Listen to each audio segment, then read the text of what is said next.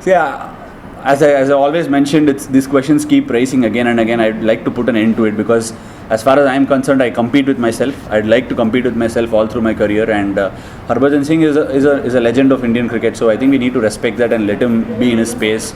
He'll definitely, for all you know, he might come out and do really well in the next innings. He didn't get enough opportunities in this innings, but I don't see anyone as competition. I compete with myself.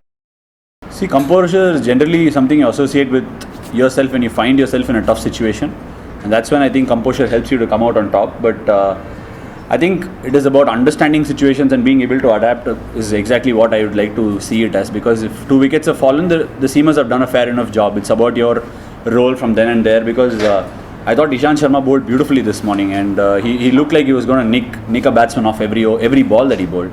So after that, my take was very simple. I wanted to get into my stride, get into my basics, and get into my action pretty strongly and start with a good rhythm.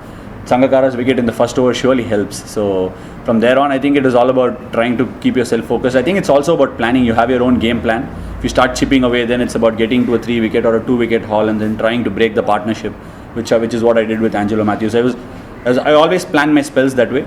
So planning definitely helps. You know, you can stay really relaxed and be composed, knowing that the next wicket is going to come rather than being in a hurry.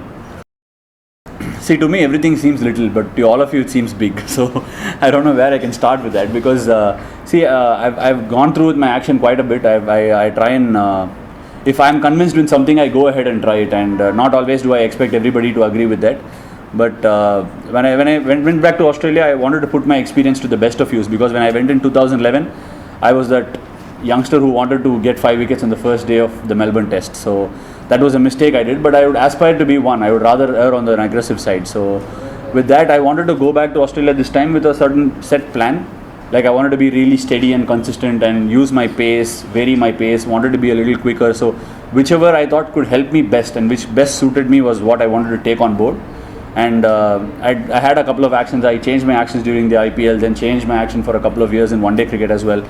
So having done that, I had a lot of experience to draw from, saying which would best suit that. So once I did that, it was pretty effective in Australia. From there on, I wanted to see how effective I can make that action work. It was a more repeatable action. So I spoke to Ravi Shastri and Bharat Arun, who gave me very confident answers. So from there on, I just took it on board and wanted to improve every single day.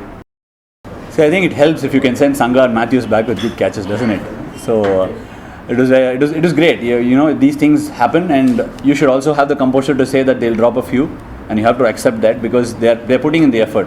As far as my fellow cricketers go, I can only see from what effort they put. So I don't see anybody lacking in any effort during the practice sessions. They practice as hard as anyone else, say a Michael Clark or an Ian Bell or someone. So that's all you can expect from your fellow teammates. And one of those days they'll pull such catches off, and another day they might drop a sitter. So you have to have the composure of saying, okay, it will happen, and take it on the stride.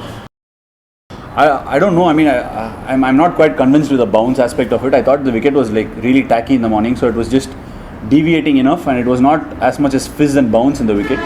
I think we might have to, as the game goes on, I think it's going to get really slow. I think you'll have to work harder to get your wickets. So from that aspect of things, I think we need to bat really well and see where we go from there.